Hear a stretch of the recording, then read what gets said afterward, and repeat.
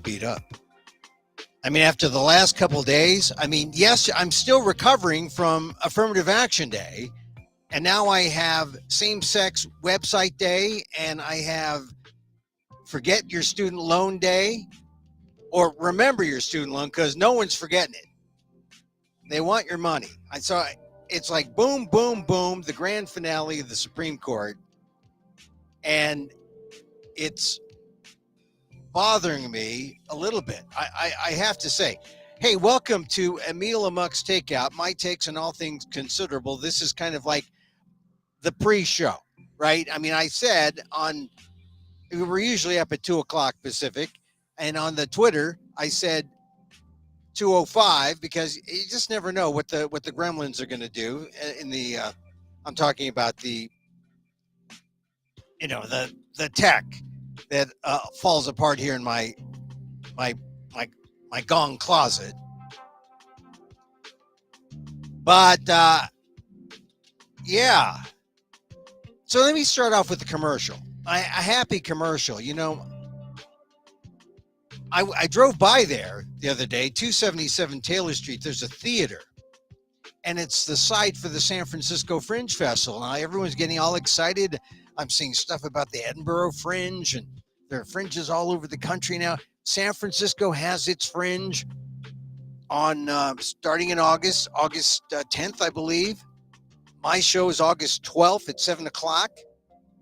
And then August 17th at 8:30 p.m. And then Saturday, a Sunday at 1 p.m., August 19th.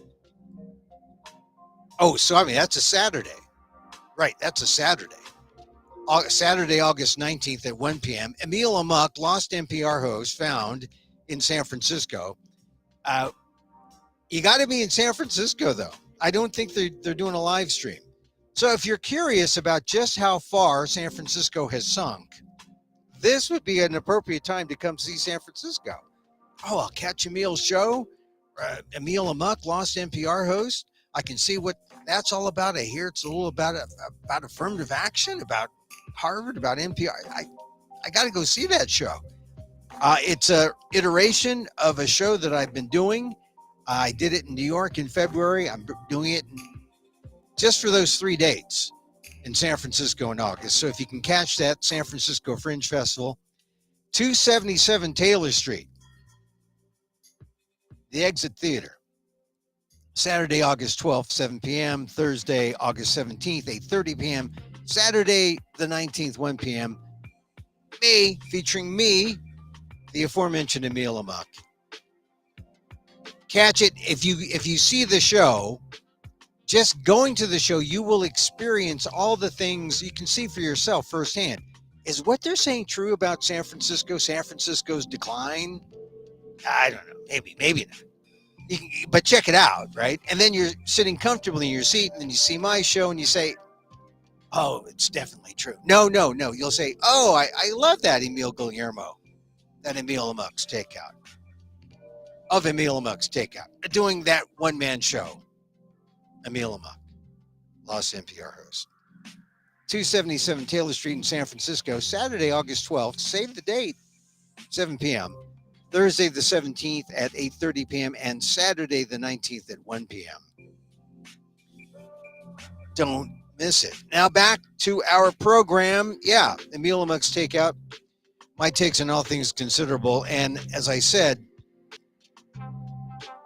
we're going to talk today. We got Professor Daniel Phil Gonzalez, who is a JD, Professor Emeritus, San Francisco State University. He's on the show today. We're going to talk about all the decisions, what this means, if you're feeling bad, why you should feel bad. You know, we call this show, we subtitle it, What Does an Asian American Think? Because very rarely do they ask Asian Americans what we think about any of these things. And in fact, I was surprised that on the affirmative action case, the plaintiffs were Asian American, who were used by anti-affirmative action, anti-civil rights activists cynically to try to sink affirmative action, and they were successful. So they had those people up there, but did you hear from any other Asian Americans?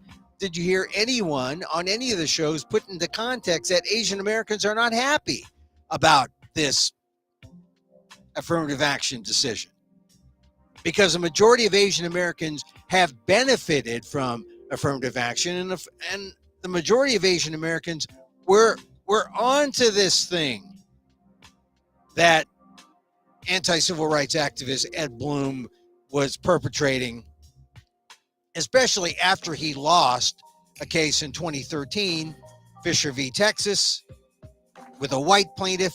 Same arguments. He even used Asian Americans there, but they weren't the front, they weren't the face.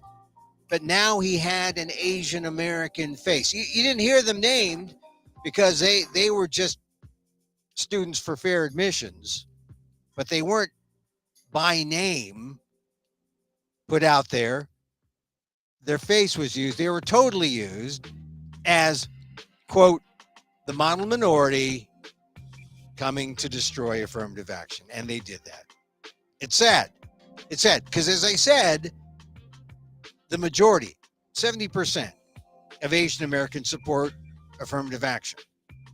And yet these handful of professional victims used cynically, and I don't even think they know what's going to happen, because I assure you that if at Harvard the white numbers fall down, they're around 40% now, but if they go to 30% and the Asian numbers, which are around high 20s, 30%, if they go to 40%, at whose expense? Blacks and Hispanics? Maybe, but maybe not. Maybe at the expense of white applicants. And if that happens and Harvard's 40% Asian, as is the case at UC Berkeley, where they got rid of affirmative action, then tell me about the white Asian alliance then. And what kind of lawsuits will be filed to preserve whiteness at Harvard? I'm telling you, we're not done. We're not done. It wasn't the last word. We're not done with talking about affirmative action. But I was thinking about all this stuff. Overnight, thinking about what John Roberts said. And here it is, and then all the stuff this morning, right? Talk about, we are in a Supreme Court that is hell-bent on rolling back the last 50 years. This is the rollback court of America. And I'm just wondering, how are we going to reverse this? And then I was actually feeling kind of guilty, because I think I could have stopped at least what John Roberts did on affirmative action. Here's my theory. I mean, John Roberts was at Harvard at the same time I was. We were contemporaries there as undergraduates. And I realize that maybe I failed in my original race mission back in the late 70s or early 70s, when I was sent there to give the student body the experience of the Filipino American. My mere presence at that quote unquote school in Boston was possibly to persuade a young Roberts of the merits of diversity. I mean, what about the mutual benefits of having an underprivileged Filipino kid as part of the student body at Harvard, right? Because I was not just there to take, I was there to give to America's future leaders. Like Roberts, to give him a real world understanding beyond white preppydom, and to help him build the kind of empathy he'd need to have as a Chief Justice of the United States. Had I succeeded, had our paths crossed, maybe Roberts would not have written that terrible opinion that he read aloud this week that set back civil rights progress in higher education nearly 50 years. Oh my God. I had only made the impression on him that, hey, all these Filipino guys, all these blacks in his, they make a difference being here at Harvard. If I had made a favorable impression with affirmative action back then, maybe Justice Roberts would have had an inkling that, affirmative action worked. It was good because I gained some empathy. Instead, we got this terrible opinion, which was wrong from the beginning, starting with the use of the Equal Protection Clause of the 14th Amendment to strike down the use of race in admissions.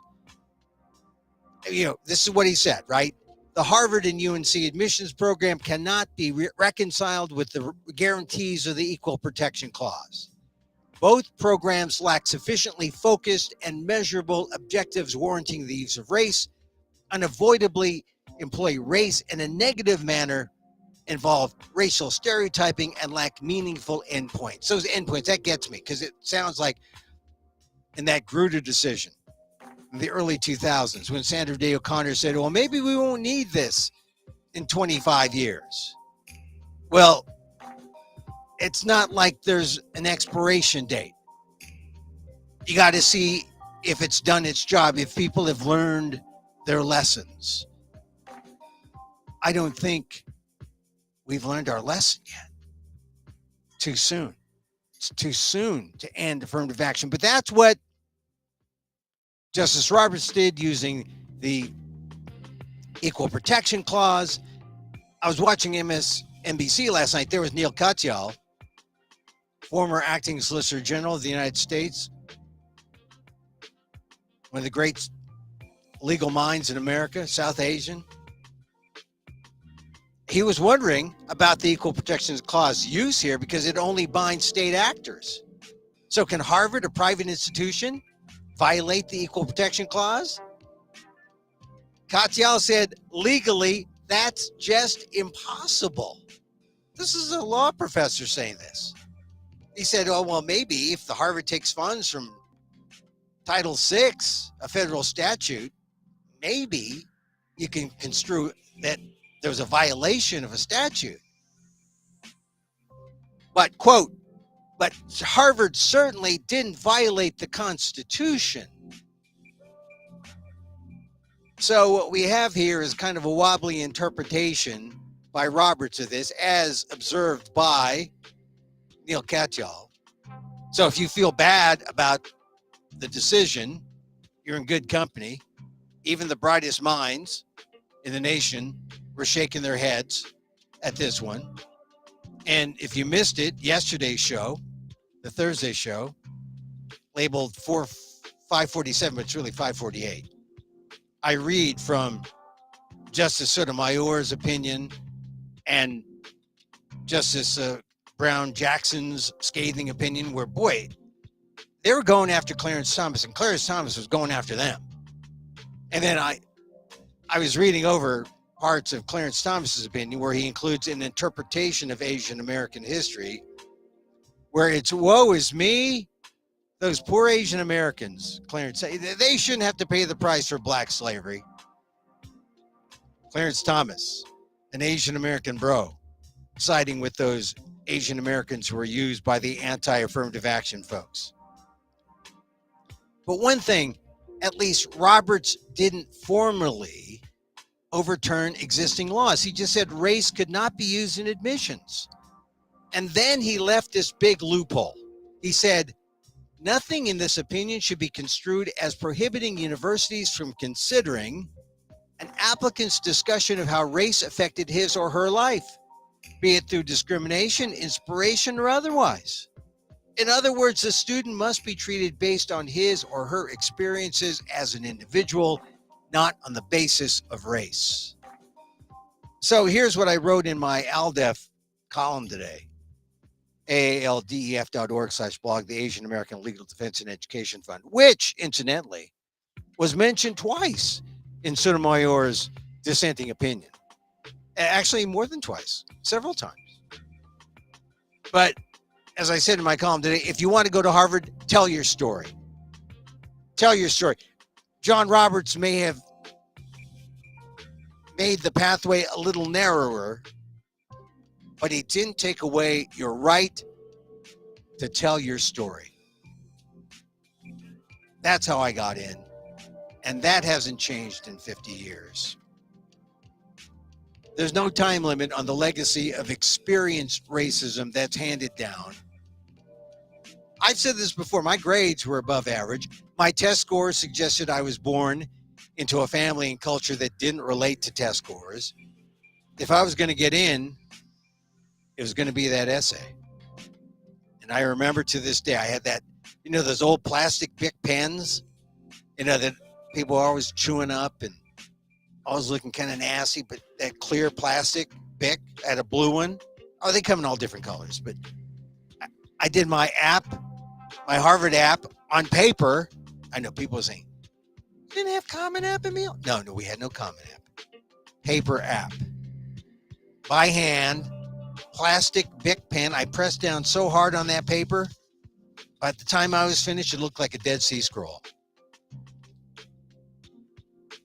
And of course, the story was about my dad, 50 years older than me, came in 1928 from the Philippines, colonized, American national,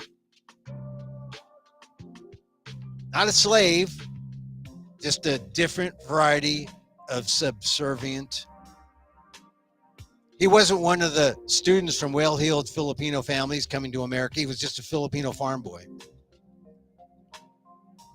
And when he got here, he could work in the fields for 10 cents an hour, but he couldn't vote, couldn't become a citizen, couldn't own property, couldn't intermarry, couldn't marry whites, no Filipino women here for him. His asthma prevented him from working in the fields, which was good because that's where Filipinos were lynched. So he stayed in San Francisco and worked in restaurants as a cook. 30 years passed before he was able to find a Filipino wife and start a family. Then I was born. We never owned a car. We were always renters.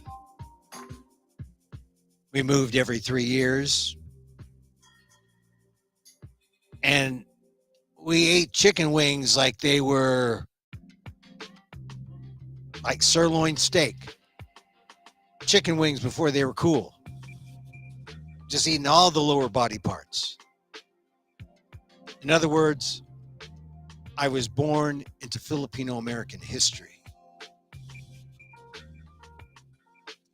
And I still got good grades. Harvard material? I know my father's story was, it's what I overcame. Go to my column on the ALDEF blog, aaldef.org/blog, because that's the way we beat the ruling using that loophole that Roberts gave us. It said, tell us about race. We're going to let you talk about race. We're going to talk about race loudly forever. They might have put blindfolds on everybody, but they didn't give people earplugs. We're going to talk loud. We're going to talk about who we are, what we've been through. That's how we're going to beat affirmative action. The constrictions that were put on affirmative action by that Roberts ruling in Students for Fair Admissions versus Harvard College.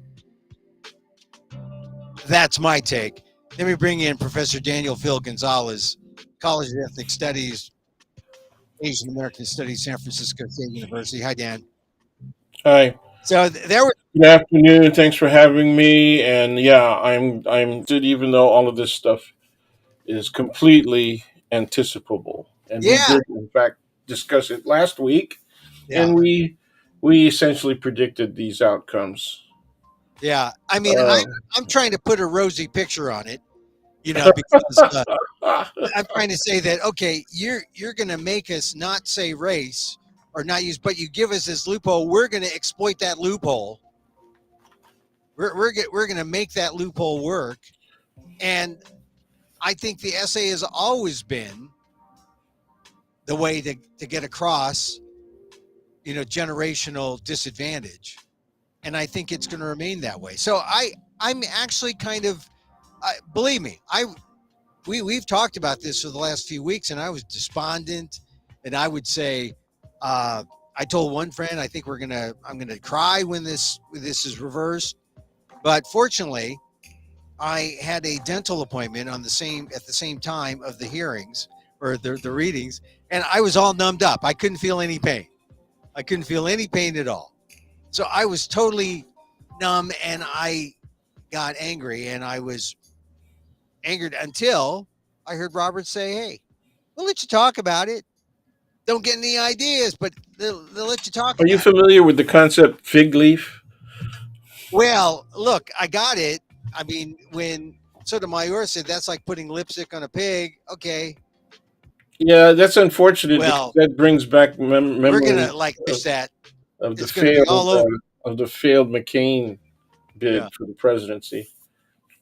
I'd rather mention Well, McCain than his running mate. Yeah. yeah.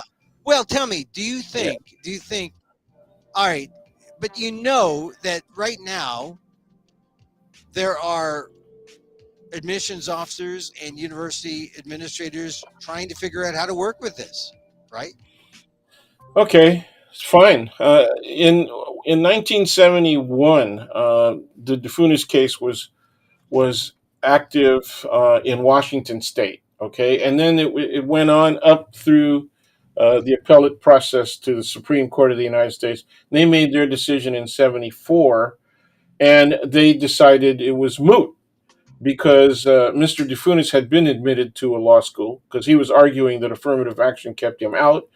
And it was in that case that the concept reverse discrimination was developed for argument before the court. In 1976, Governor Reagan, who was preparing for, he was engaged in a contest for the primary, Republican primary for the presidency, and he introduced to the whole country the term reverse discrimination beyond the court system. And this became the way that the right has been attacking affirmative action over the last 50 years. Okay? By saying this discriminates against white people. Because it sounds ridiculous, right? They haven't been using reverse discrimination for about 15 to 20 years, all right? But instead they have been using color blindness. Okay, the 14th Amendment Equal Protection Clause says you can't discriminate in any direction. You can't discriminate in any direction, and so if you do things that favor some groups, then you're disfavoring zero sum argument, right? Other groups, okay, and you just can't do that. So this is a successful employment of the color blindness concept, right? That has been part of right wing argument against affirmative action for at least 15 to 20 years. We, we Since in I can 95. tell you, very familiar with this. Yeah, Great. since Okay. 95. Since the Civil Rights Initiative, the so-called Civil Rights You Initiative. mean 209? Yeah, Yeah, that yeah. was the first time colorblindness was really, you know, Well, that was it started out as a California case. right. Okay. The Civil Rights Initiative of Ward Connerly and all those folks, 95.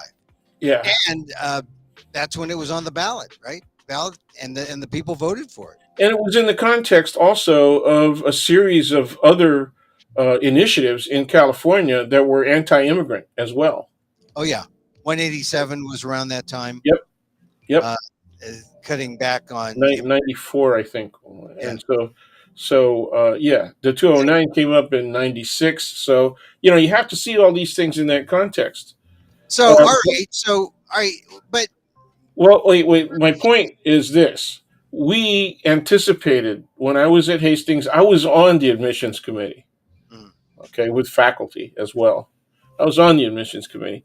And we were already thinking about ways that we could deal with affirmative action if it was restricted in any way. And we were looking at the Bakke case because it came out of California courts. It started in '75 while I was in the middle of law school, 3 years at Hastings. At the time, it was called Hastings. Now it's UC Law San Francisco. And we came up with all kinds of measures that would work. And one of the ways that we wanted to address it was class, not race alone, but race and class. And in the instance of women and people who are differently gendered, right, sexuality as well. And so we said, yeah, all these things work, and we can push the class issue because most people who were coming up from disenfranchised backgrounds were also poor or working class. Okay, so we made that a major element. Okay, so we're doing this 50 years ago or 48, Yeah. 47 years ago. So what we're doing now, when you say, well, administrators are all over the country trying to figure out what the hell to do, we already did that. And in California and Washington State, 209 type measures have been passed. And so this state has already been doing that. For what? You know? Yeah. For 25 years, But there are still people trying to figure out what they're going to do with their own individual programs. That's what I mean. I mean, Okay, yeah, sure. No, you're right. I'm not saying you're wrong. I think you're right. It's just that there are already people who have been dealing with this for more than a generation. right. Okay. All right. So, But for the rest of the public, this is news, right? right. Sorry, man. You're not brown. Yeah. You must not be brown. You're either that you just don't, you're not thinking. You don't identify with being a person of color. You don't identify with a person who has been in a category, that so-called suspect category. Mm. Okay, that has been defined by the U.S. Supreme All right. Court in past What litigation. you're saying is the methods are out there Hey, to address this. Well, we know Berkeley has been under a ban. Their numbers have fallen right by half. oh yeah, all of the schools that used to have better diversity. I just hate the term. That's right up there with multiculturalism. Remember Oh that? yeah, yeah, yeah, Uh, yeah. and diversity, multiculturalism was said to white people, "You're okay too." That's what that was. We're all one, right? Well, So diversity is supposed to mean that too. that's exactly my point. Yeah, Diversity was just another nomenclature. It was yeah, just another thing that came. But it even like last week we said, I asked you the question: which one allows a greater possibility of mere tokenism? Okay, diversity or affirmative action? And you said easily it was diversity, and yeah, absolutely correct. yeah. Okay, now we have to define what tokenism is, and that is Justice Thomas. Okay, you can't call us racist because look at this. Look at this black man, right? Yeah. Okay, But but can I call you misogynist? but now here's another term that's come up, and it flies in the face of Bakke, which says, well, quotas are illegal, right? We know that, but Bakke was sort of neutered or just sort of like zipped up a little bit and shoved to the side, because now I hear the term racial balancing. They don't want racial balancing. We don't need racial balance. We don't need to look like America. That's come up in the writing, uh, Sure. specifically of Thompson. Why are we even bothering with this racial balance? We don't need to look like America. And Sotomayor was like the one with the strongest response to say that this is sort of maybe one of the requirements of being a democracy, a representative democracy. But so what do you do with where we're at?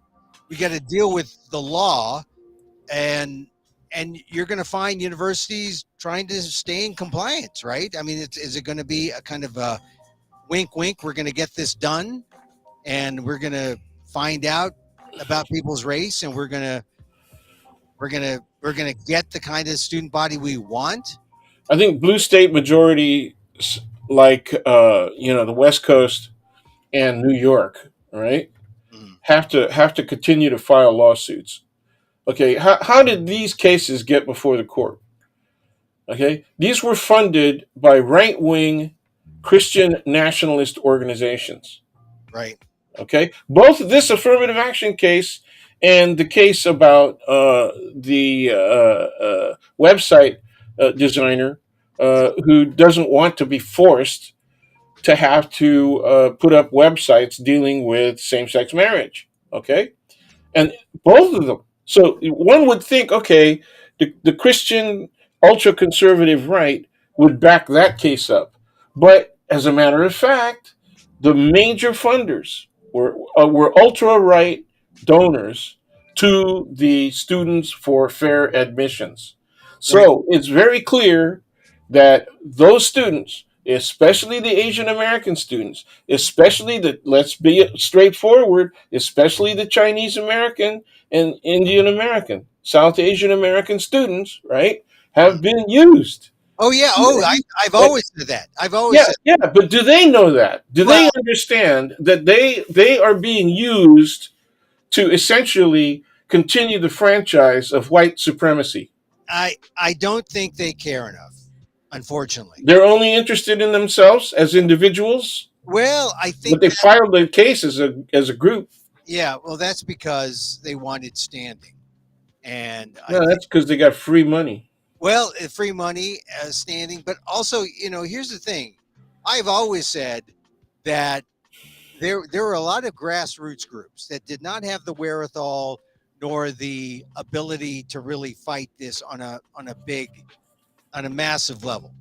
They Yep, they needed pros that's because right. one group in particular that was easily out there in front, one Asian American group. They get pushed aside because they're a little different. They are maybe more slightly democratic, with allegiances to the Democratic Party, but this was a difference that they had. They didn't see eye to eye with the politics of those you know, who are funding the SFFA, the Students Yeah. for Admissions, and they kind of cherry picked their own Asian Americans. Yes, they did. First of all, they went to websites, they established websites, and they went out looking for people. Hey, did you get rejected from UNC? Did you get rejected? I remember seeing these things. Hmm, And hmm. they were ambulance They chasers. were actively recruiting. Yes. Yeah, Okay. and this was a strategy. And a lot of people are now Asian Americans have known about this for the last since the beginning of this case. 5 6 years, 7 years, 8 years. Since the Fisher case, right? When the Fisher Yeah, case, yeah, yeah, yeah. when Ed Blum lost with a white defendant or white plaintiff, he said, "Oh, I got all these Asians here that are on my that are part of this case. We're gonna just flip it around and make them, the figureheads. Make them the face of this case." It was the right move. They won.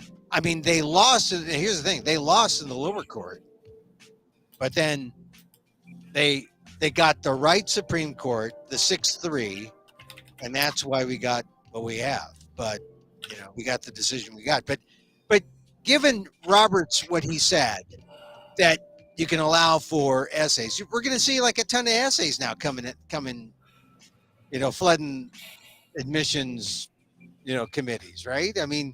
This is the prescribed way. They said this is how you could talk about race. Otherwise, I think it's just going to be code.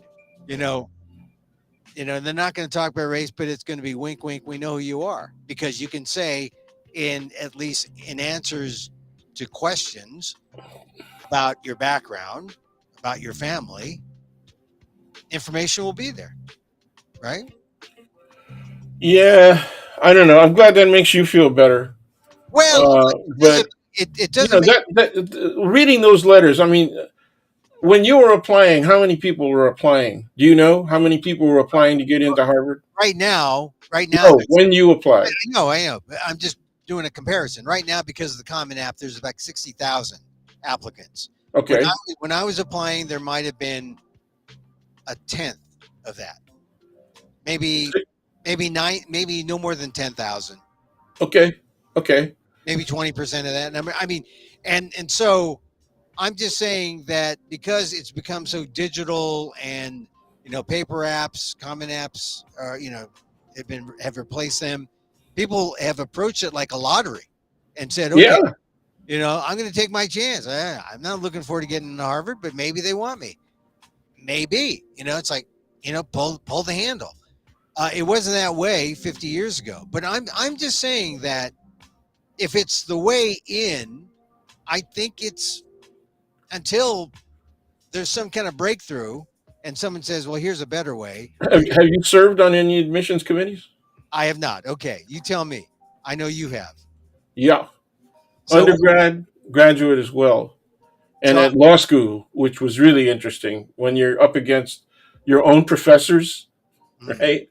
The guys that hold your grade in their hands, and you got to argue issues about affirmative action and admissions All at right, that at tell, a UC school. all right, You know, tell, when Baki is active, in all the courts in right. 1975. So Okay, tell me the problem with saying, okay, we still have this loophole of the essay. Why it's a is lot of work.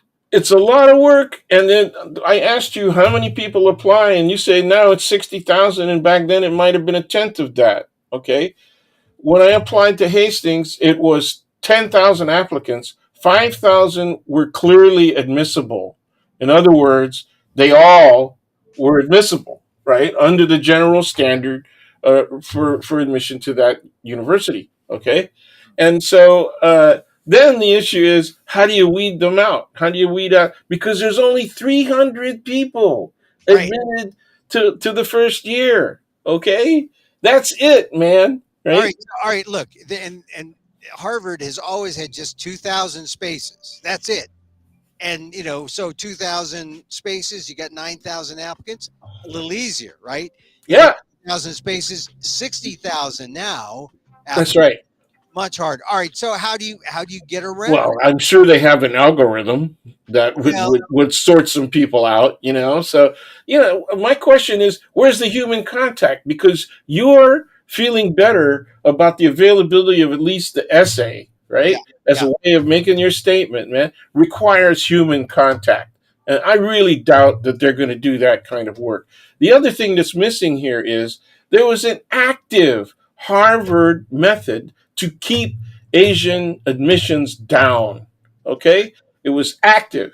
The And we person. knew that. We were saying that in the 80s, man. We were saying, look at this. And we were saying, look at legacy in the 80s. That's 40 years ago, you All right, know? but the active way to keep Asians down, you're not referring to the personality thing.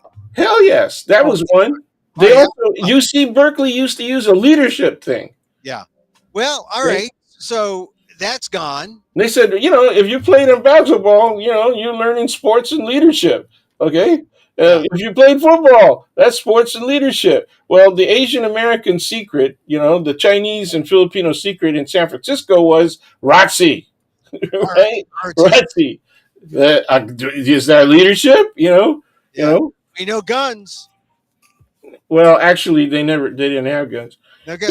They had little wooden jobs You have to that twirl them. You have that to. looked like guns. I'm not saying you're And shooting them. well, no, the real weapon was the women's marching group, which had garters and fishnet stockings Oh yeah. That yes, I know with that. with go-go boots, The, white go-go boots, kind of like the kind that DeSantis was wearing. the, During, the drill team. I know. I know about the. yeah, All yeah. right. So look, but Dan. All right. The human. I know you tried out for that, but Well, it's like it was the '70s. Hey, so but now we have.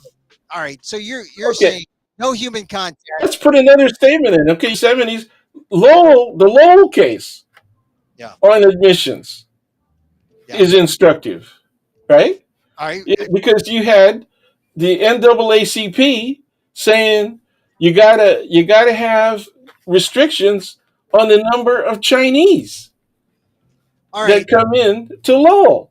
All right. Okay, so now we've got a reversal, right? So now the Asians that are being denied admission or believe that they've been denied admission, right, to Harvard are following in the footsteps of the NAACP, except they're not saying, right, you got to have restrictive measures against white people. All right, but what you're saying though is that all right, given what Roberts has done, are you're kind of poo pooing this idea that the personal essay is going to mean anything? I And think it's going to be minimal. Minimal. It has it there. Tokenism. It would allow for tokenism. well, it's a way to talk about race. It's a way to talk about race. It's one way. It's always been there, and now it's going to be the floodgates are going to be open. Now, whether or not they're going to get the kind of personal care and attention to make an impact on one's admissibility, that's Yep. that's that's the question. Yep. But all right, so if they don't have that, you don't have the. I'm assuming there won't be a personality test.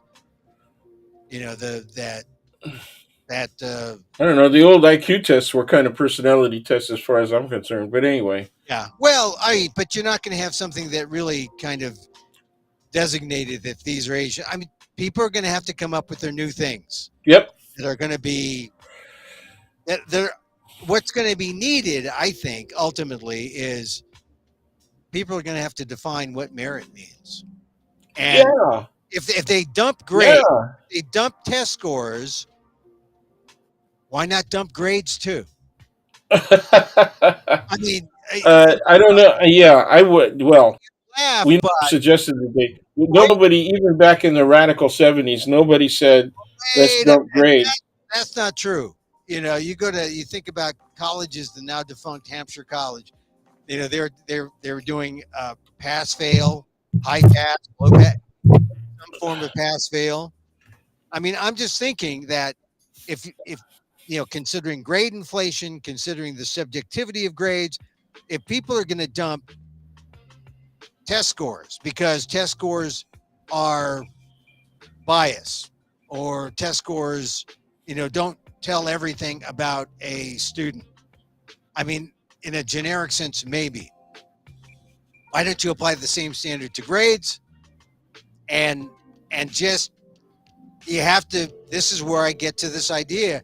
We got to redefine merit. I don't know how it can be done, but I'm sure you get a couple of academics who have followed admissions and they'll try to put together something where they can assign an admissibility number or something and then make that totally colorblind. And then we mentioned this before, make it all a matter of luck. Make people qualify to get into the lottery and then make it a total lottery. The, what did Lowell come up with 2 years ago? They tried a lottery. Uh-huh. And actually, it wasn't 2 years ago. Well, yeah, I guess it was. I guess it was that long ago. And look, I admit I've changed my mind on the lottery. I was against the lottery. I wanted merit. I wanted people with good grades to be rewarded. I wanted people with, the test scores necessary to be rewarded. But now I see how bogus test scores can be, how bogus grades could be.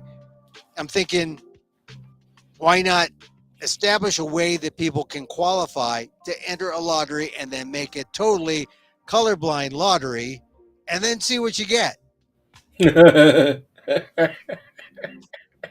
Yeah. What do you think white folks are going to do with that? I think they will see how lucky they are Yeah. without white affirmative action. We have had white affirmative. Oh my God. We, you must admit we have had white affirmative action all this time.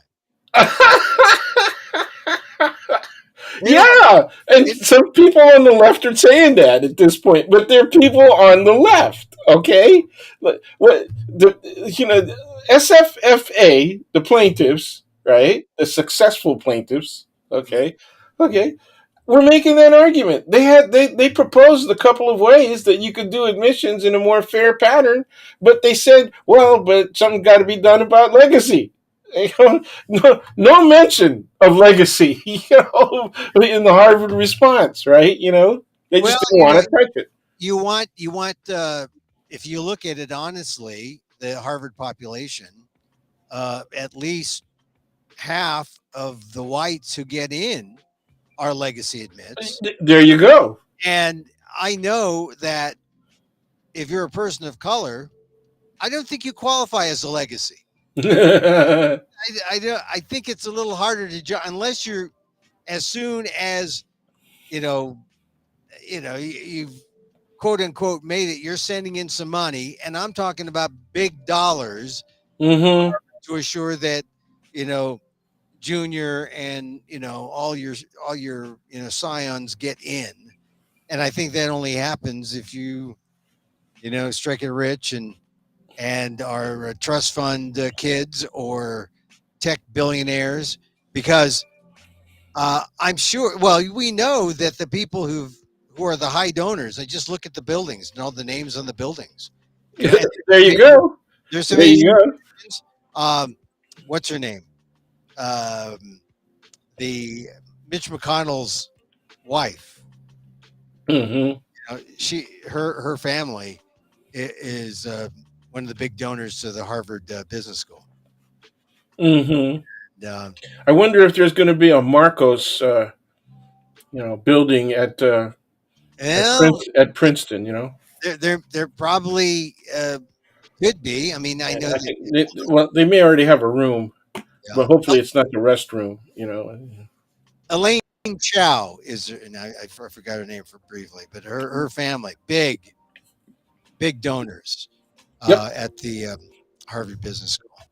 And So that's the there way was it goes. Even oh and then god, this is the way it goes at the public institutions as well. yeah, Did you ever yeah, notice that there's and so McKenna theaters everywhere? You know, there's yeah, oh McKenna yeah, yeah, theaters yeah. at How the UC system. There's a McKenna theater at SF State. They're all over the McKennas. So McKenna's and yeah, how about and in San Francisco? The Corrette oh family, yeah, the Kretz. really big So donors. Not as well known as the there's Magnans, but they actually did more than the Magnans. yeah. I wanted to name my dorm room the Guillermo dorm room. But Cool. they said no, you just pay for the tuition and the room and board for the year. That's it. Oh, you ain't get a nameplate. No one cares. No one cares that you slept here. In fact, I know though that when I after I paid my tuition that year, they put in an elevator for the fifth floor.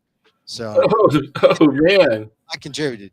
My no, actually, there's no way I could have contributed to anything because the tuition my year was maybe a tenth of what it is now. Can you believe that? Oh yeah. Oh yeah. And that speaks to the next issue. Not that we're done with affirmative action, but before we, I mean, let's just say this: we're not done suing and talking about court. Yeah. Let's talk about the effects, right? What the possible, and then we'll move on. Yeah. What do you think the possible effects are? Well, people don't know what to do, and people will try to comply to the letter, and the impact on diversity will go down. People. Okay, so black and brown people particularly, right? Affirmative action was originally aimed specifically at black men. Yeah, yeah. Well, I Okay. know, and And then so if we look at it from that perspective, and then when the Latino population grew and we saw the patterns, right? Similar patterns suffered by Latinos, as with Native Americans and First Nation people and African Americans, right? Then we said, okay, we got to broaden the scope of how affirmative action works. Uh, the greatest beneficiaries, women in general, okay, and women specifically, okay. So there's the whole history laid out. A lot of the people who made it, quote unquote, and succeeded by moving up a class or two, A lot of people who made it into leadership positions in a wide variety of fields, right, including Asian Americans, did so initially because of affirmative action policy. And there's different degrees, right, of affirmative action policy. It's not like what a lot of people think, which is all you got to do is be not white and you get a gig, right? All you got to do is be not white and apply for the job and you're in, right? It has never been like that. The closest it's been like that is people who are underqualified being admitted to high schools, at colleges, and universities. And that only existed in the first few years of what we can call affirmative action. After that, okay, even by 70, especially after the Bakke decision was decided by the Supreme Court in 78, right? We started moving towards qualified students. Let's research and recruit qualified students, right? But what you got to understand is there was a 9-point differential between legally qualified students and the number of people who are actually admitted to, for example, the UC system. But even as early as the 1960s, the mid 1960s, the UC system was really only admitting the top 3 to 4%, okay, of high school graduates from within the state. That's in the mid 60s, right? That didn't change very much. What's the legal requirement? Legal requirement is the top, if you did better than 88% of the rest of the people who are applying in any given year, right? That means you're in the top 12%, you're supposed to get a seat in the UC system. This is the old rule. That never worked. It hasn't worked for 60 years. Okay? So how do we get those numbers up? Well, you have to either do prep beforehand, right, to get people up, or you have to establish that people get a fair hearing, okay? That you got to make sure that the pool looks like it's fair. Or how about this? We go back to my idea that we just redefine merit. Well, that's a big thing. I agree with you that we could do that. But if you're going to do that, you have to say to the Supreme Court of the United States, how are you defining equal? When it comes to equal protection, how the hell are you defining equal when in the face of all of your statements? Look at the original cases, right? Look at the pattern. Let's not just look at affirmative action. Let's take a look at some of the Supreme Court decisions, right? When they gutted Section 5 of the Voting Rights Act, okay? When they gutted that, what was the immediate effect? You saw redistricting. You saw yes, and a bunch of states did redistricting, and they also did voter ID laws that were aimed at lower class, working class people, as well as people of color, and particularly and specifically blacks. Now, within the last 10 years, they said the IDs of students, okay, at universities and colleges, that's not good. That's not valid. It's not a good enough government issued identification for you to be able to vote. So they actually turned their guns literally towards college students and university students in a wide variety of states. 29 states have voter restrictive laws. 29 states, and that all started when they gutted Section 5. All right. Okay? So we got affirmative action, and what's the negative consequence here? We have lower jobs, fair employment. That's where you ought to be thinking. Where are they going to go with this? Because the rationale that they have offered in almost all, there's no more. We don't have the kind of conditions that we had, right, when the Voting Rights Act was passed. Those don't exist anymore. Those conditions don't exist anymore. And so we don't need these kinds of preemptive measures, right, against the states. And we can let the states do what they're going to do. And they did that. What are they saying this time? Okay? The kind of conditions that existed when these measures were created, right, no longer apply. They applied the same exact freaking. Yeah, these Asians shouldn't have. They didn't live under Jim Crow. These Asian Americans who are. I beg to differ. Well, I know I do too. I mean, I was reading Justice Thomas's Asian American, interpretive history, and he mentions the internment. He mentions Chinese workers. Oh, poor Asians. It was nothing. They went through a lot. They don't have to go through black slavery too. I mean, that was. I thought he. I mean, he was there to pick up the flag for those Asian Americans who were aggrieved, saying, "I'm going to protect you, bro. I'm going to Yeah. help you out." Well, let's see if it works. Yeah. Well, Let's see if it works. Let's see if more people get into Harvard. it worked. It worked in the court. All right. So how about this? I said that this might happen. Uh,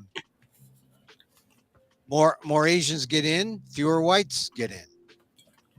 You do a flip flop. No, that's what you said. Yeah. Yeah. Asians become 40%, whites become 30. You So know, then, whites are going to complain about what? they're going to complain about the Asians and sue them. Okay. And they're And what did they do? What did they do in the UC system? uh what in the That's exactly what they did, man. yeah.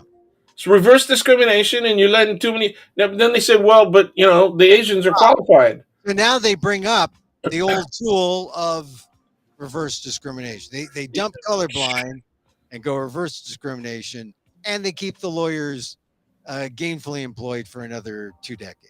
Sure, yeah. Let's go. Colorblind like we did in the UC system, and in fact, more Asians have got admitted. Yeah. So So all right. So then once colorblind is proven bad, then they go with reverse discrimination. that's right. That's right. Oh, the other issue around the UC admissions stuff is which Asians. Oh yeah. Asians are not, one group of people. Well, I'll tell you, at Harvard, it has long been the practice by the university to look at Filipinos and Southeast Asians as having the same experience as blacks. Interesting. I mean, that is in, Stanford never did that. I don't know if they're doing it now. I mean, I don't know if it was in Dean Henry Rosofsky's book, Harvard, the Owner's Manual, where he talks about it. I don't know if that became a policy within admissions, but I remember reading that in 1989 thinking, damn, that's why I was treated the way I was. Yeah, it sure makes sense, doesn't it? All of a sudden. Well, all of a sudden now it makes sense because I heard only one time in the last couple of weeks, I heard someone mention the idea that, look, affirmative action isn't about, it's educational benefits, but part of the educational benefit is just being in the same place, right? Being in the same classroom, talking and exchanging and saying, hey, I know that guy and we're buddies, and then going out of the classroom and having and teaching like future leaders like John Roberts, who would someday become the Chief Justice, teaching him a certain empathy.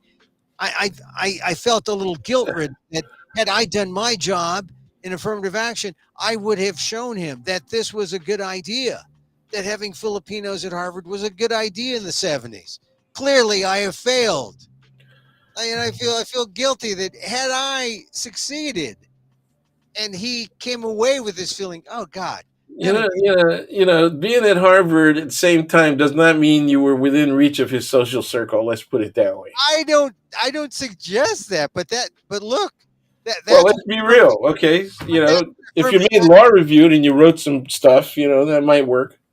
But I'm talking. That's the law school. I'm talking about the college, and I'm just saying that at the college level, it really is, and that micro level about the people you see, the people you don't see, the people you're allowed to have. I mean, what I'm pointing out is the deficiencies of affirmative action on both sides.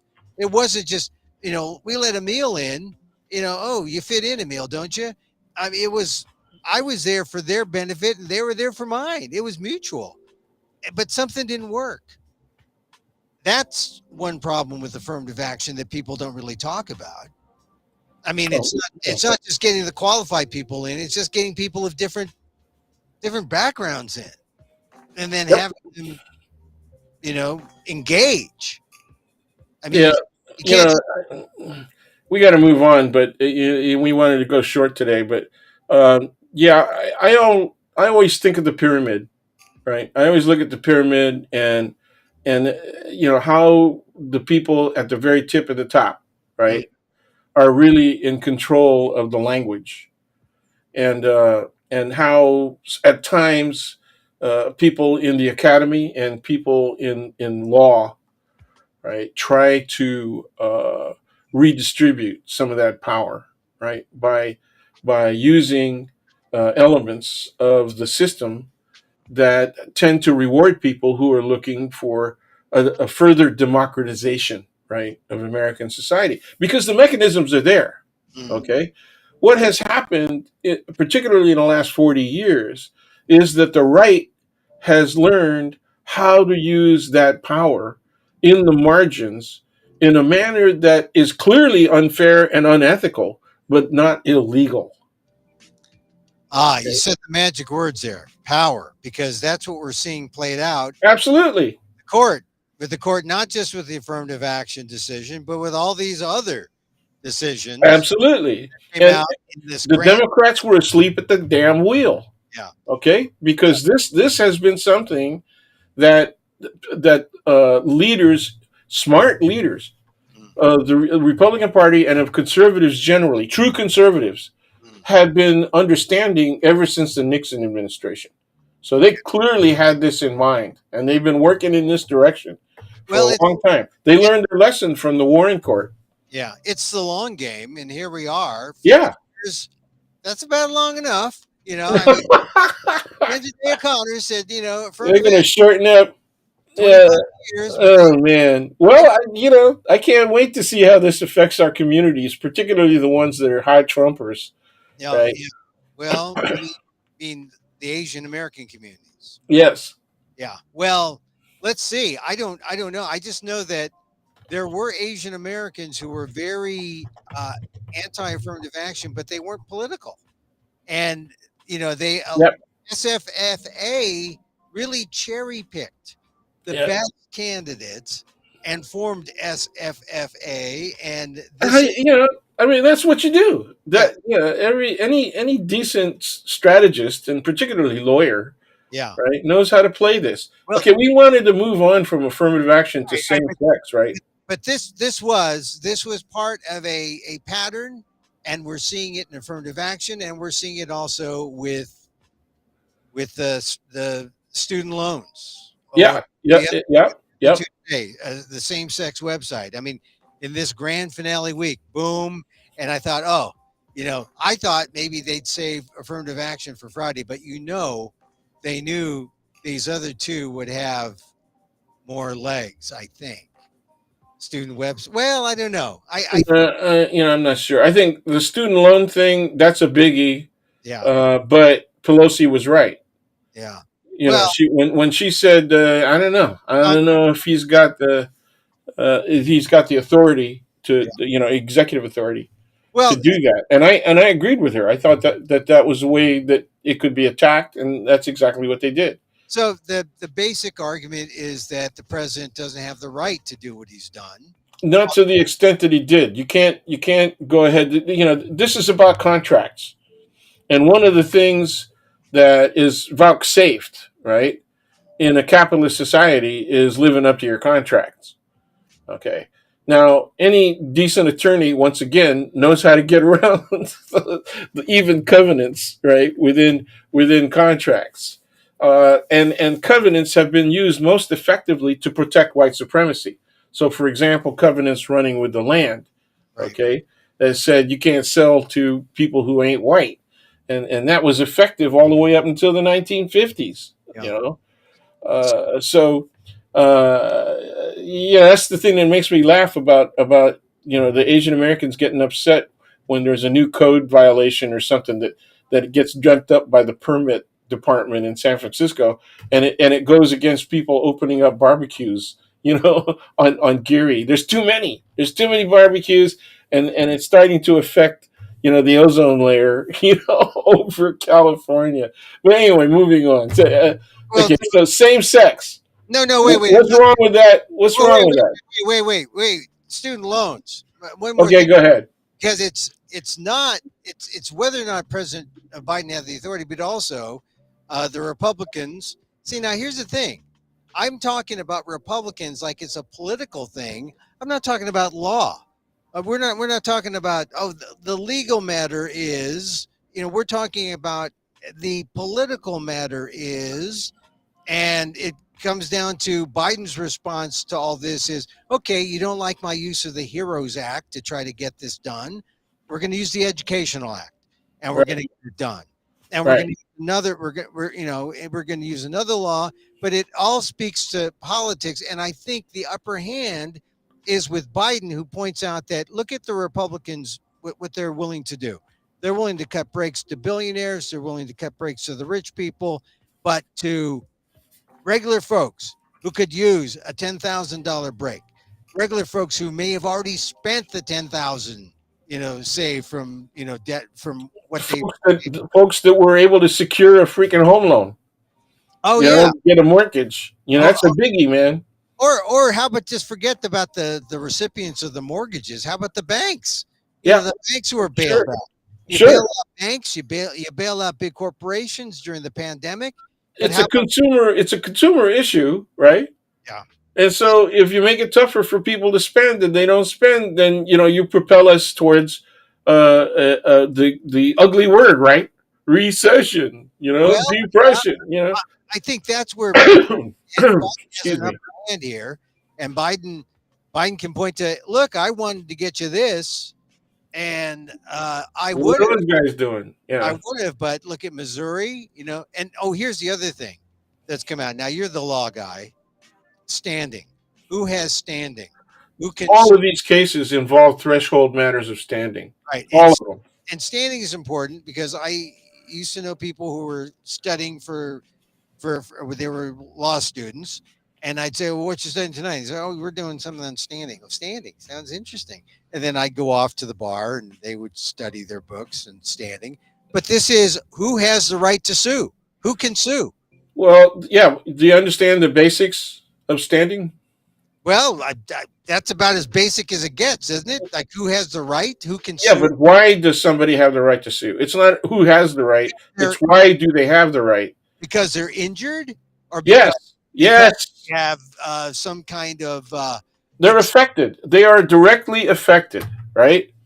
By something that has happened that has something to do, usually, with constitutional rights. Okay. And that's why you're seeing these kinds of cases come forward, right? Because they want to show that these people have standing. In the original cases around contraception Mhm, in the mid 1960s, mhm. the people who first came forward in the Connecticut case was or Massachusetts case, one of those two, were doctors, and they say you don't have standing because you're not the ones that get pregnant. So Okay. bring out the female doctor. Uh, you have to. They have to have standing not as doctors. They have to have standing as people affected otherwise by the law. And so that's where they went with contraception.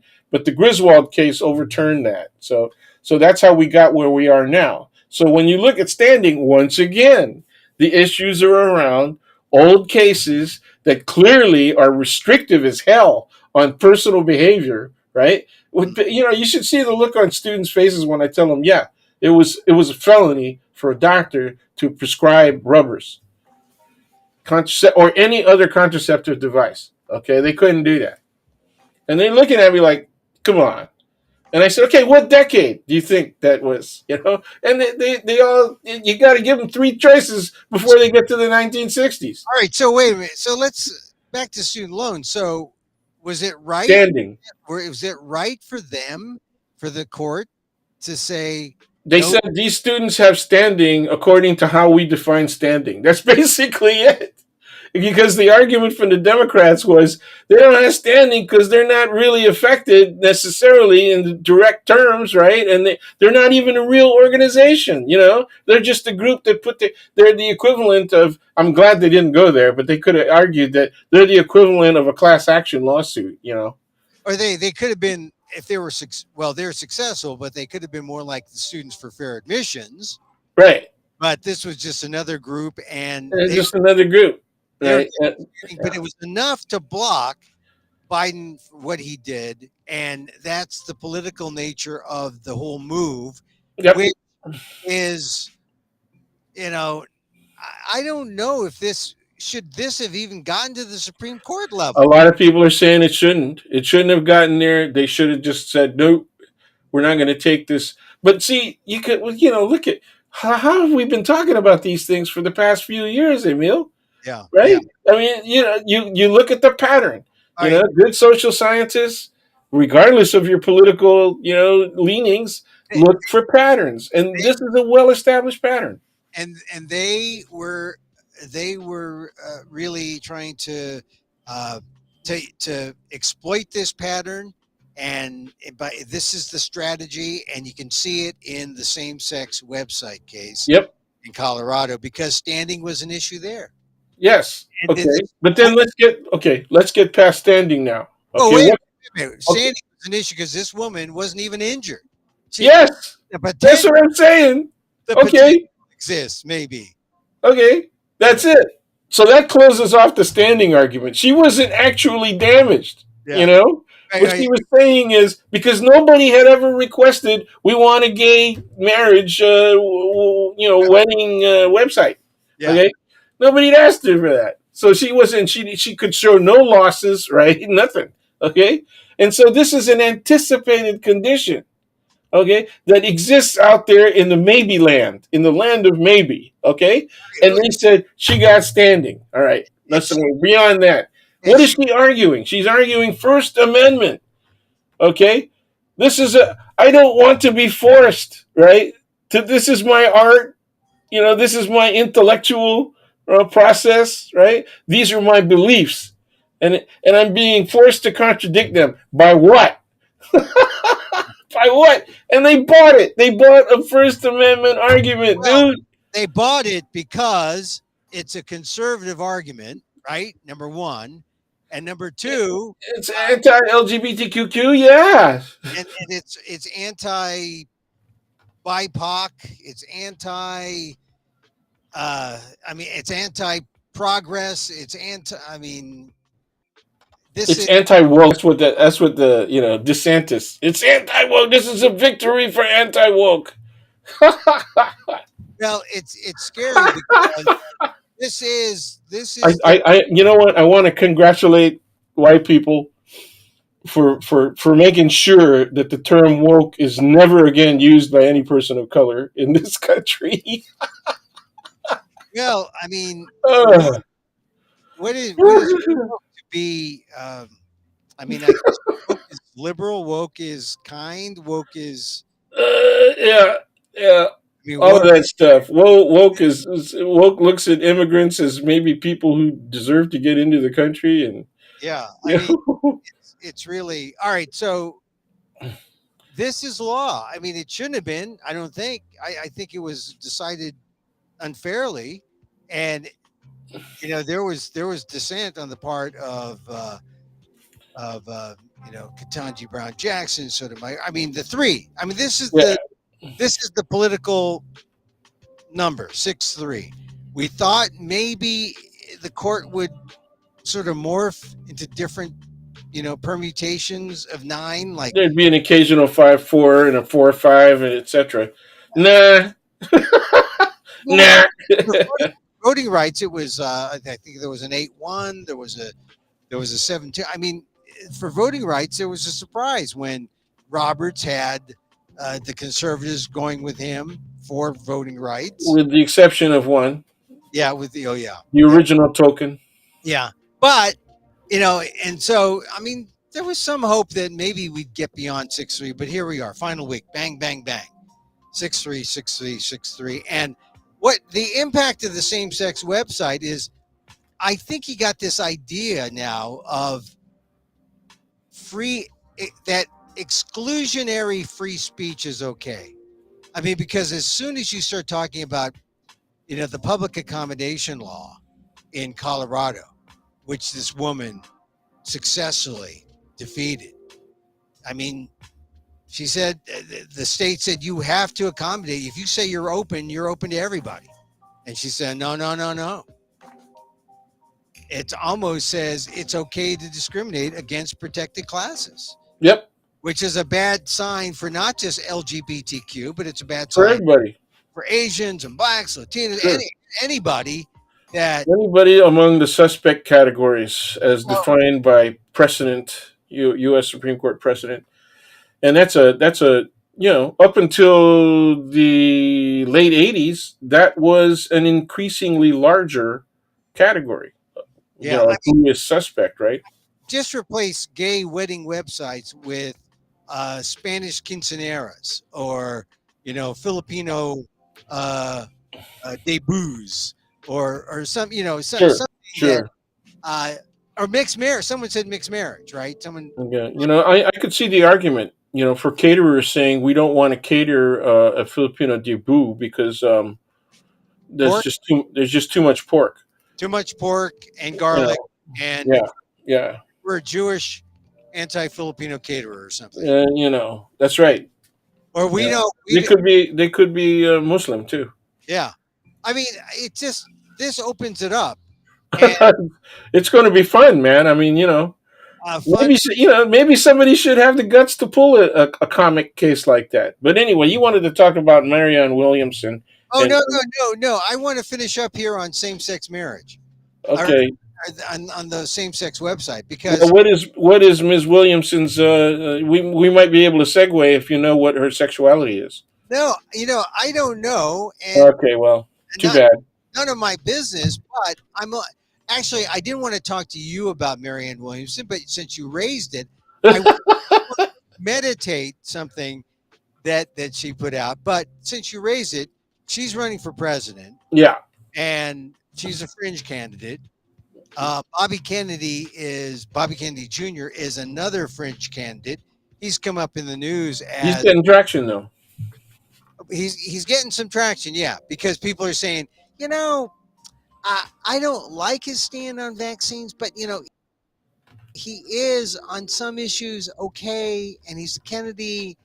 I can live with it. I He's mean, he's kind he's that's what's. pretty I mean, there's. progressive on a lot of other issues. Yeah, I mean, you see people kind of like turning, and it's a long time between now and 2024. And if you remember things like McGovern and yeah. McCarthy and 68, 72, I mean, anything can happen. And I like Joe Biden.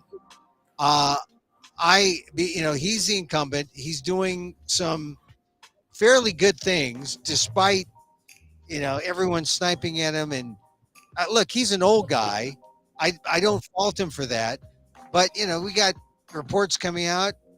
Headline on Axios: Biden uses a PAP machine. I I mean, mean, a it's like CPAP. Yeah. CPAP, Okay. PAP Yeah. machine. Yeah, and so everything is out there to try to position him as grandpa. Yeah, although I think that might help him with the student loan thing because you can say, "Hey, look, grandpa's going to get the money for us. Grandpa's going to get the money. Don't worry, he's going to get." Now for your websites, I might give you some. You might give the MAGA type Yeah, some but the MAGA crayons. types think that Biden is less competent than Trump. That he's that. Yeah, yeah, come on, man.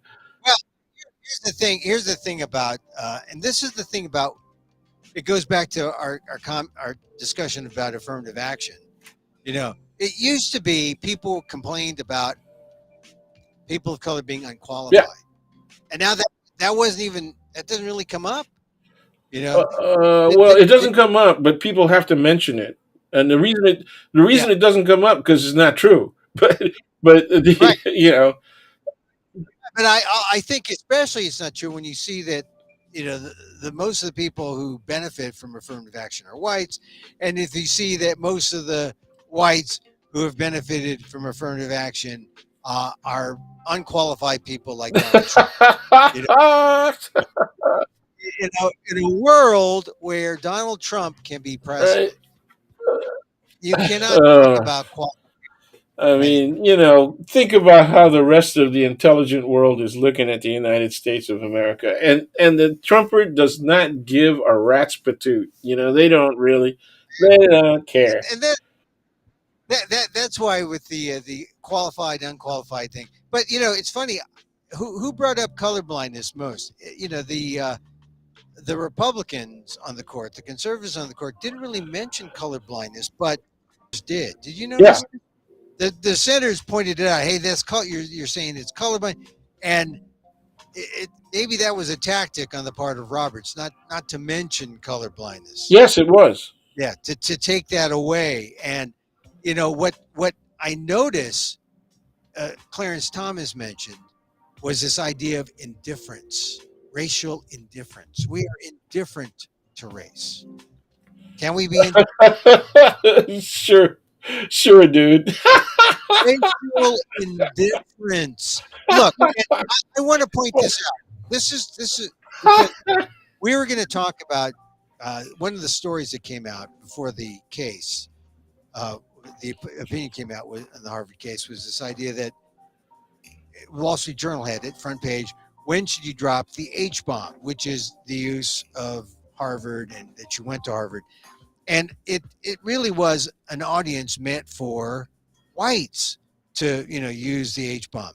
I liberally use the H bomb because if you at least mention it, people know not to make the assumption that you are some undocumented immigrant, or that your father was a farm worker, or came here under some kind of suspect circumstances, all of which are true in my case. But they know that I'm a different kind of person than the average bear. So I think it's okay to mention it, not as a brag, but as a kind of defense, against the kind of things that happen when people look at you and make assumptions that, oh, well, I know your last name. I know. So I bring that up only because racial indifference. It's a goal. We all want to be racially indifferent, but Yeah, if we really were racially indifferent, how boring that would be. I mean, there are positive aspects to recognizing differences in race, and especially when you recognize differences in culture, both that might be the source of conflict, as well as that might be the source of simply a new, enjoyable way of looking at the world. And that's especially true when it comes to things like cuisine, right? yeah. You Well, know, sure, that's acceptable. College acceptance, not acceptable. right? This, There you it know, is. yeah. There it is. I eat burritos. I mean, maybe they're only kind of wannabe burritos at Yeah. Taco Bell, Hey, look, but I'll eat but your at food. least they call them burritos. You Yeah. know, I, I won't eat sashimi, but I can handle some sushi. yeah. I'll eat your food. I don't have to accept your students. Yeah, I'll play your music. I'll even learn some rap tunes. Yeah. You know, Well, uh, but it's almost like they tried to replace the idea of colorblindness because people will see it like, oh, we've heard this before, but this is new. I hadn't heard racial indifference, but I heard Thomas use the term. I also heard him use the term color balance. Racial. We shouldn't have color balance. we don't need to balance color. In our institutions, right? Right. I mean, You know, you don't need that. that's anti-democratic representation. So Well, you just have to say, how do you explain that to me in terms of representation? yeah. Well, I mean, Ketanji Brown Jackson, Sotomayor, they certainly attacked it and said, "Hey, look, uh, how can you pretend away the racism that exists today? How can you approach the racism by saying there's none, it's not there?" So, Especially when there's people who threaten your very existence with violence. uh, I mean, not only were people who are election workers threatened, right? mm, The people who were election workers of color were especially threatened. yeah, Okay, It's kind of interesting, don't you think? That you got all these white people that are saying we got death threats, right? Because they're elected election officials, and you don't see any people of color coming forward and saying, there's only the two women, right? The mother daughter team Mm. from Georgia, and that's it.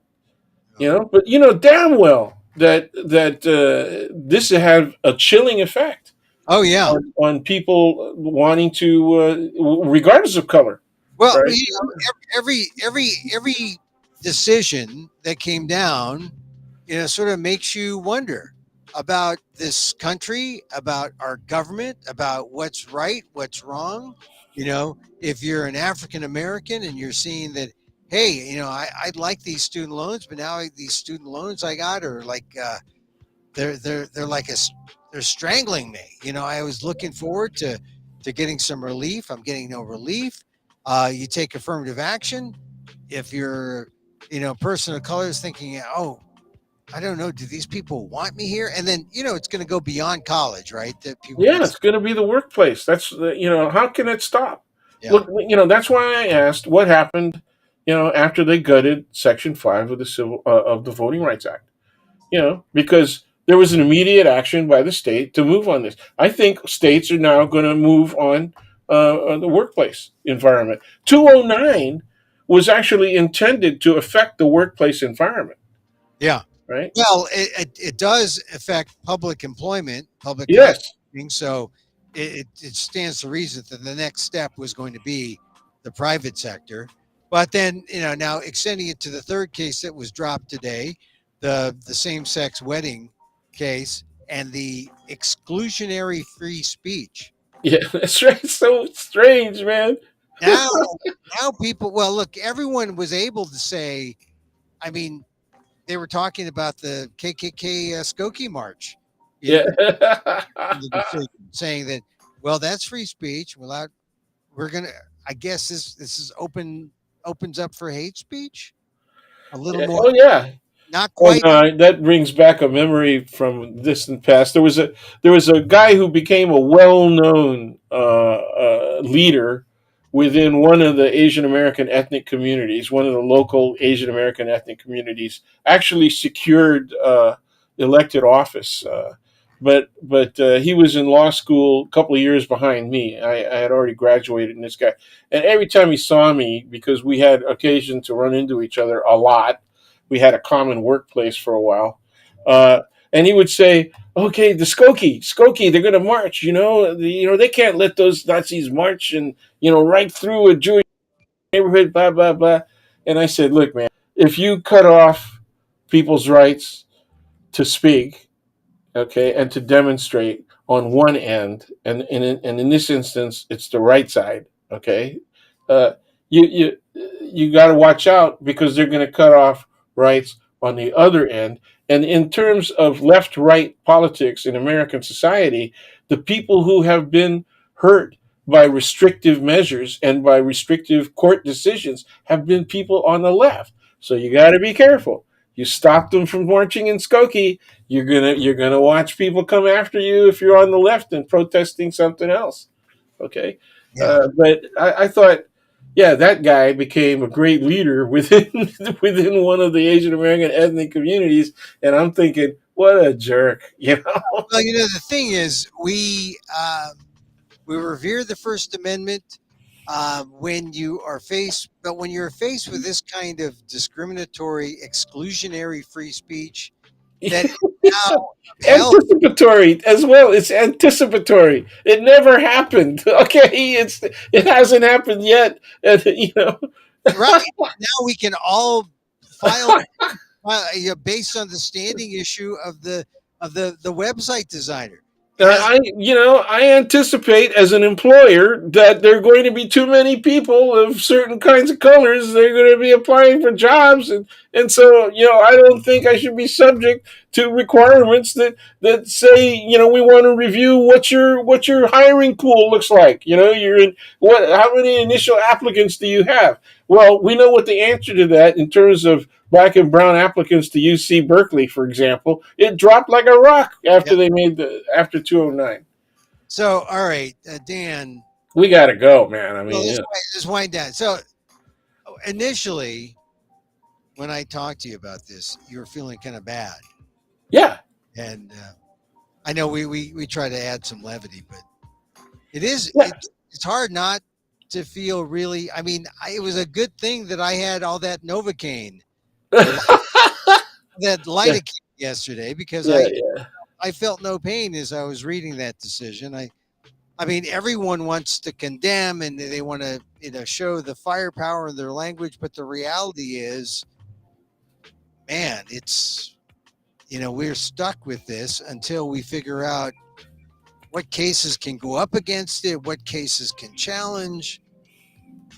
I mean, so how you dealing with it, Dan? Well, um, I guess I'm going to have to get involved again. I mean, I was quietly enjoying retirement, but I'm going to have to get re-involved in what's going on, in my former department. What's going on at the university, and also what's going on with political organizations in around the Bay Area. Um, I often tell people of the current generation that you got to organize, but you can't expect to get uh, majority support for your position, particularly if your position is something that comes from what people identify as the liberal left side of things. It's much more difficult to organize people around, even if you cite basic principles and the concepts that are part of the construction of the United States of America as a legal and political entity. Um, and so you got to move even without popular support. When you know what you're doing is principled and correct from an ethical point of view, right, and sometimes even necessary, right. Then, like this defense of women's rights, it's far beyond abortion. I keep telling people, look, this is about women's health rights generally. This is not just about abortion. And you got to quit looking at it as a single issue thing. And the same thing is true here with affirmative action. It's not just about the narrow application in colleges and universities. This is about affirmative action as a whole, as a framework. Okay, that was an attempt at the least, and partially successful, right? At actually forming a situation of social equity that much more reflects, right, the promise of America than the current trend indicated by current and recent historical trend indicated by the U.S. Supreme Court. So that's the problem. We have to organize politically, socially, and like I said, I was kind of joking at the time, but you got to see a whole lot more lawsuits. You Yeah. know, uh, Yeah. I mean, and the thing is that we have, I mean, the idea of going back 50 years, you know, yeah. uh, I mean, it doesn't totally overturn Baki. I mean, Baki's still the law, but you can't you can't mention race. So I guess it has, and you can't even, you know, Grutter. We're allowed a narrow tailored way. I mean, this is narrower than narrow, right? It's essentially zero. It's essentially zero, but for the mention of essays. Yeah. Okay, and so I don't know. It would be interesting to see if people can come up with a construct that works for the employment, the model. And Well, yeah. I mean, but look, I'm just anticipating more lawsuits. That's all, yeah, right? yeah. I mean, more lawsuits, and this court won't take it up. But I think the fact that 50 years, I mean, you and I can think back 50 years. Yeah, well, me more so than you. I'm a little older than you are, and I I remember. these issues were current arguments. Yeah. I mean, there was a lot of discussion among us on the left and the right. Yeah. And the difference was at the time that even though we couldn't stand the right, we could at least talk. Okay. You know, it was difficult. It was really difficult because so many people on the right were so interested in developing their own political careers. Yeah. You know, and at the time, the right was already using money much more effectively, in electoral Yeah. process But than the Democrats. you're right though. We were at least talking. It was civil, and one thing I noticed in the decisions that I never saw before. I never saw people refer to people by name in the opinions. Oh yeah, Sotomayor, yeah, I mean, Thomas would mention Sotomayor and Ketanji Brown Jackson by name, and they would name Thomas, by yeah. name. And it was clear that the people who were bickering, I mean, no one's mentioning Coney Barrett, no one's mentioning Gorsuch or Kavanaugh or the white people, but the people of color are bickering. And that, Well, I think in that instance, it's because Thomas's position is so freaking ludicrous, right? But and I think they want to call him out for that. Also, you got to see his situation in context, right? I mean, there are a lot of questions about his ethics, both oh, his personal, professional ethics. And if I really wanted to be nasty, I'd be playing Professor Rice's stuff, yeah. right in their face. And Yeah. go back. You want to go back 50 years? Let's do it. Let's play this. Let's play the tape. Oh, you mean not Professor Rice, but Oh, I'm sorry. Not. She works at the same school. What's yeah, her name? uh, yeah, you know, Uh, uh, yeah, th- that's terrible that I would remember this Professor is not, Condoleezza Rice. this is not supposed to happen at the same time. My memory lapse and your memory lapse is not supposed to happen. This I see her face. I do. Me too. I see her testify. Yes, I do too. And I and I see the imagery of the pubic hair on the coke. no, but I see her sort of bluish suit that she wore. Oh, Anita Hill, And, yeah, Hill. That's right, Hill. Professor Hill. Professor I Hill. gotta check. I gotta double check and see if she's still working there because it'd Hill. be interesting to see if Hill and Rice ever have any interaction. That would be interesting. But I, anyway, I moving on. I just remember that. Yeah, that was a big deal. I was doing a talk show in Washington D.C. at the time at those hearings, and all you got to do is mention Anita Hill and Clarence. Woohoo! Woohoo! Yeah. Everyone wanted to talk about that, and so you're right in a way. We've been talking about this for a long time, and in a way, it's got to be kind of sad that it's ended and now we have to try to go forward. I mean, it's rolled back all this way and now we got to try to go forward again. Well, the reason it's easy to roll this stuff back is that for most of America, they don't identify with that history at all. I mean, who talked about that stuff? Who talked about how it was that Thomas's review by the Senate was so problematic. Yeah. But that was the beginning. Their tactics worked. You Yeah. know, so they've had 50 years to make that stuff work. And when you look at the age group of the Senate leadership and some of the House leadership, right? They're the same. They have the same experience that we had. Yeah. They lived through the same periods. They saw all those arguments. Some of them were involved in those arguments. Roberts was involved in those arguments. Yeah. Right? Thomas, they both freaking worked for justices, and that were taking positions on those cases, but they were working for justices who weren't entirely predictable. They would actually look at the law. and look at respect precedent. And these guys are always saying when they're getting confirmed, right? You got to respect precedent. And then they go in there and rip it up, you know. So that's what they've done. And does the American public understand that they're contradicting hypocritically? You know, the call of the Constitution. Okay, the interpretation of what is equal. You know, before you start talking about what is merit, you got to talk about what is equal Yeah. under the 14th Amendment.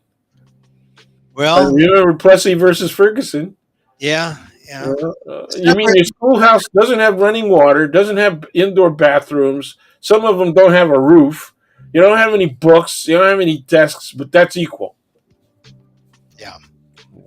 Well, this is the thing. That's why when Neil Katyal was looking at the beginning of the Roberts opinion, talking about equal protection, he was just wondering how can this be against the Constitution? Just judging on the kind of entity that Harvard was, and to bring it up against Harvard, but wasn't questioned, and they're the Supreme Court.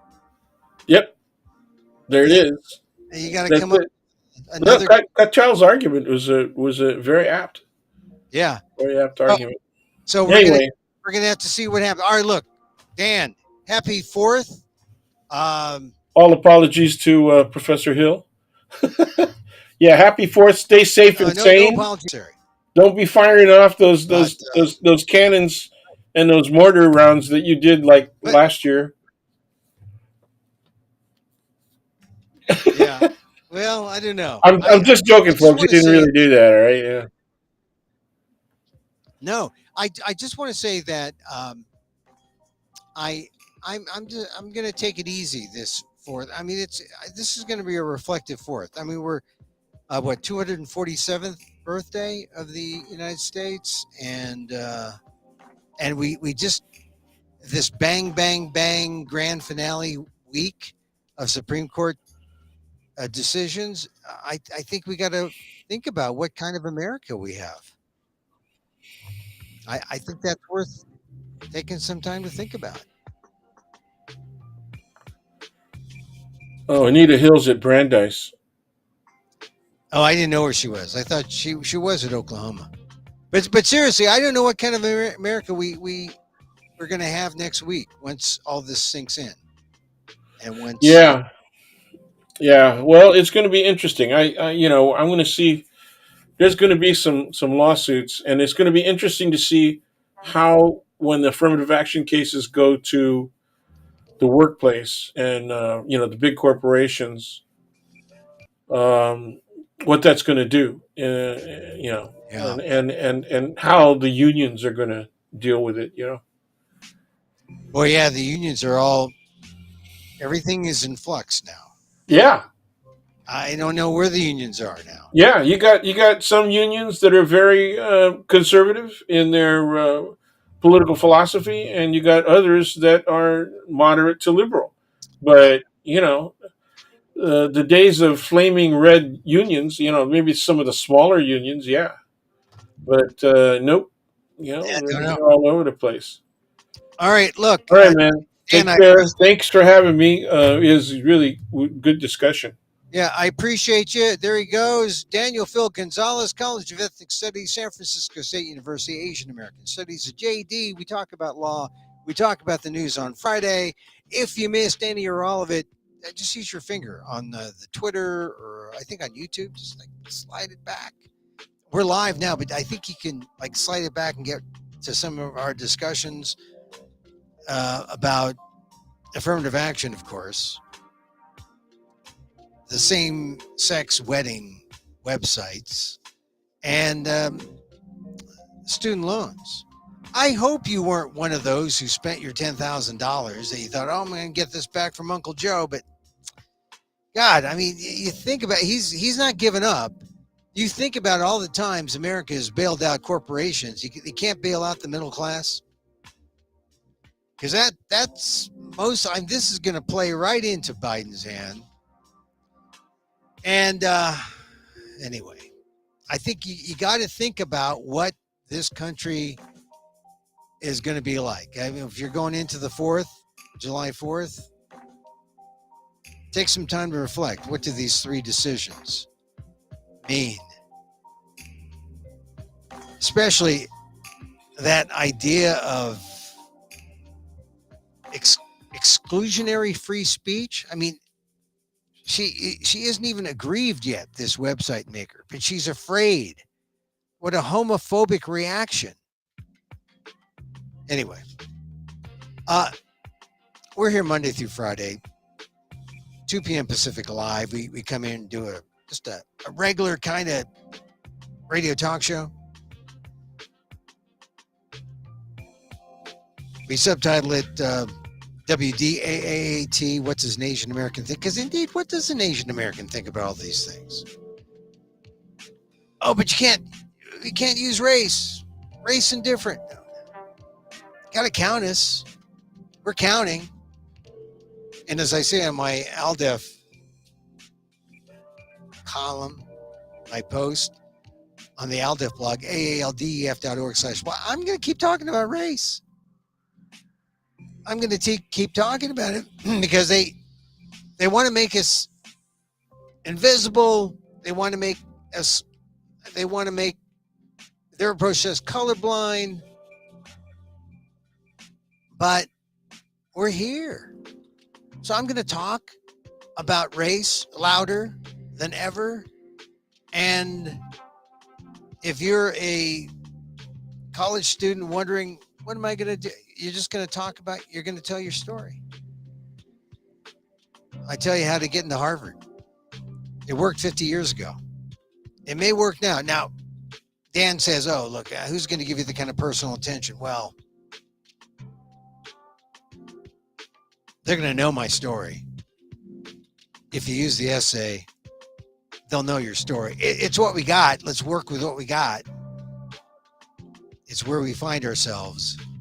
But as we figure with Dan, probably going to take a lot more lawsuits. It's not done. The biggest thing, though, that I kind of regret is taking 50 years to get to here. It's like now we're starting over. I think or it's like we're starting over or playing a new game, and it's just fight continues, right? You got to remember. Sotomayor ended with a line from Martin Luther King. We'll just end it with the standard line, right? We shall overcome. All right, I put down Marianne Williamson in my category box because I like to talk about Marianne Williamson. I think I like to meditate, and some of the meditative tools that I've used are from Marianne Williamson. Not exclusively. I like some others who are out there. But she has this thing called Transform on Substack. It's a short meditation. And it's a form of loving kindness, self-love, always helpful. Today's meditation, today I accept myself as I am. Who God created is divinely perfect, and that includes me. I've made mistakes for which I atone, but my mistakes are not who I am. Today, may I be who I am called to be, that my thoughts and actions might glorify love. Within my heart, as within all hearts, there is the light of a divine creator. Nothing I have done or that others have done, nothing I have thought or that others have thought, or can dim the light that dwells in me. I pray to see the perfection in others that I might see it in myself. I pray for the strength to forgive all others that I might forgive myself. I pray for the power to love all others that I might love myself. Today I will not be tempted by a false humility that would proclaim I am not enough. Indeed, I am enough, as is everyone. May Neither my nor my weaknesses nor my mistakes of the past obscure the light that rather may I accept myself with the tender mercies that God himself has shown me. It creates anew in every moment the chance for me to shine. Through him, for him, and because of him, I can. Today I accept myself as I am. That's Marianne Williamson. I mean, it's from her Substack, Transform with Marianne Williamson. She's running for president.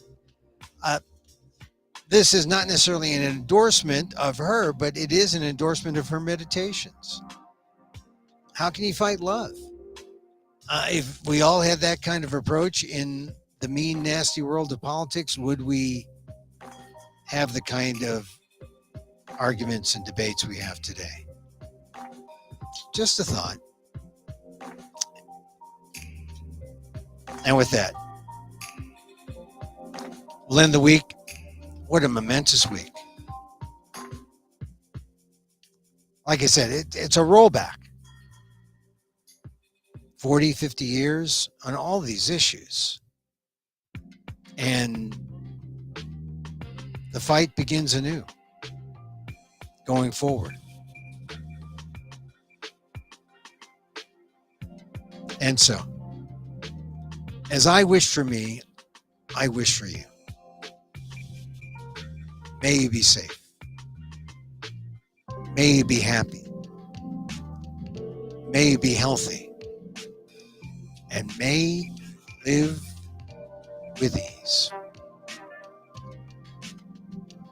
Have a great 4th. Actually, I might be back on Monday. I might just pop in. Till next time. Mahal.